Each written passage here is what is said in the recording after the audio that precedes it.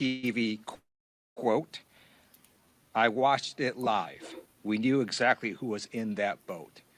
And instead of accepting responsibility for what happened, Hegseth chose to throw Admiral Bradley under the bus.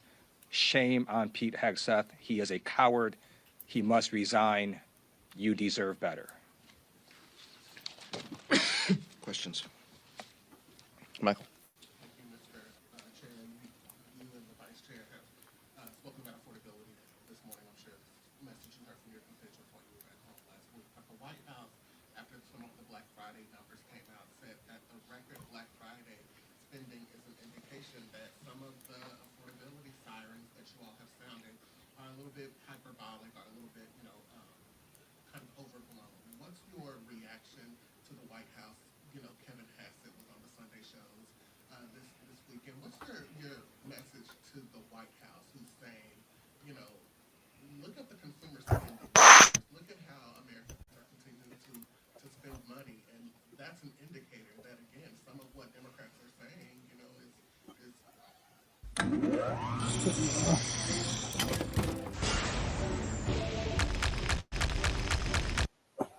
kind of, overblown.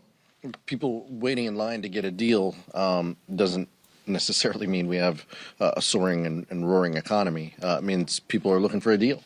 And so the only way we truly know what the economy looks like is, look, our members of Congress are out in our districts, we're out in our community, we see it, we talk to our friends and neighbors, and we hear from them the affordability crisis that they're in. We hear direct stories from them on their healthcare premiums doubling and getting notices and having to think about whether they're going to go without healthcare for the next year if these premium increases stay. That's what we hear. So, but look, in communities all across the country, people, Black Friday is a tradition to go wait in line and to try to get a deal, to try to get ahead on the Christmas shopping.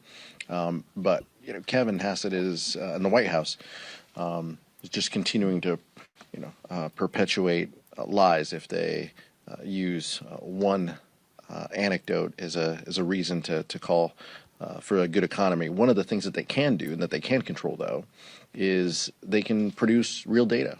They can fund the Bureau of Labor Statistics. They can fund agencies that give us good data so we have an understanding of what is happening with the economy. They don't want to do that. Because they know that the tariffs that they've imposed on Americans are crushing people, and they know that those costs are thousands of dollars that people will face this holiday season as a result of Trump's reckless economic policies. I find it really funny Republicans are making that argument about Black Friday setting records. The reason it set records is because prices increased. That's why, because people are paying more and getting less. And that's why we see consumer sentiment surveys that shows that consumer sentiment has been rapidly dropping. Polls after polls show that American people know that affordability is a crisis, and they want Trump and Republicans to do something about it instead of focus on stupid things. Yeah, we'll get to Tyler, but just one last point.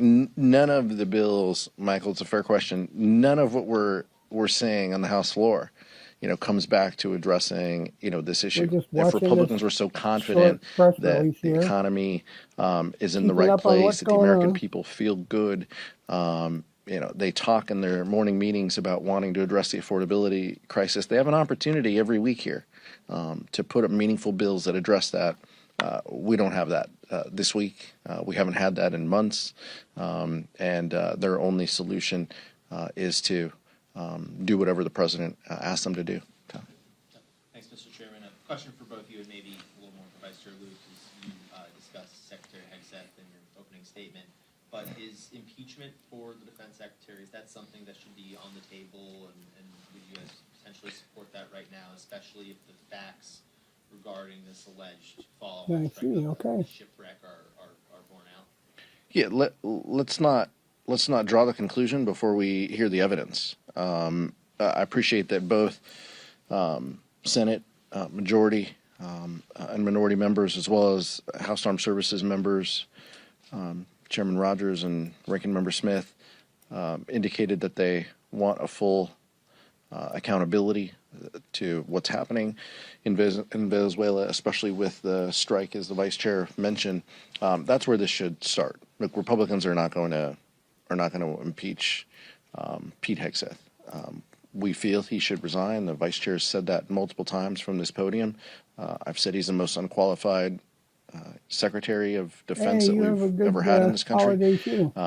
So that's how we personally feel. But when it comes to the evidence and the accountability and the oversight, let's go through that process. But members of the military, need to tell the truth, as the vice chair said, and we need a full accounting of what happened on that day with that strike, in particular, and whether there were crimes that were committed.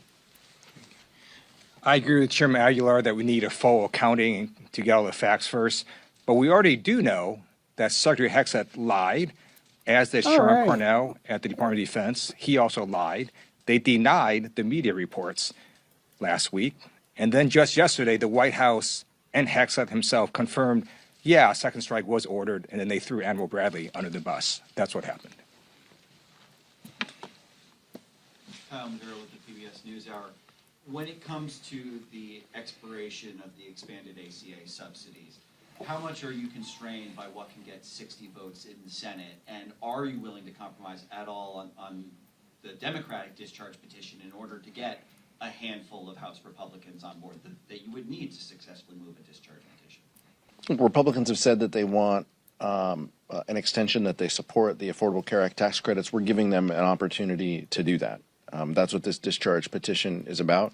As Leader Jeffries has said for months, Democrats will go anywhere and have any discussion with our Republican colleagues about addressing the Affordable Care Act tax credits or the affordability crisis.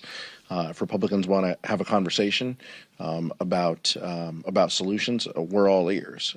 What we're saying is we have a solution. We have a solution with more than 200 supporters. Work with us and let's address this. But right now, the Republican conference is in chaos. They haven't had a healthcare strategy ever. So we're not just going to sit around and wait for them to come up with 1 year, 3-year health savings account, all these things that they don't have consensus among themselves. They're in disarray and disagree with their own leadership on this. And it appears that Donald Trump might even disagree with them. Because before the holiday, he was willing to engage on this reportedly. So what we're saying is, look, we have a solution, we have a vehicle, we have an opportunity. Let's take this step, and then we can have conversations about what goes on in the Senate. I'm not a Senate expert, and so we're not pretending to be. We're trying to pass legislation out of this chamber. Hey, Garrett, nice to have you. Thanks for joining us. The details are released in the next week or so. Look, we're open to solutions that deliver support for the American. This is how an unrecognized high IQ looks in men. Constant overthinking. High IQ minds analyze everything. Uh-oh. All done. I didn't know that was the end. I should pay better attention. So anyway, if you have any comments about Pete Hegseth and if you think he should resign or not resign, or the economy and stuff like that, feel free to leave them in the chat. And we will be back. We'll see you then. Have a good afternoon. Bye-bye.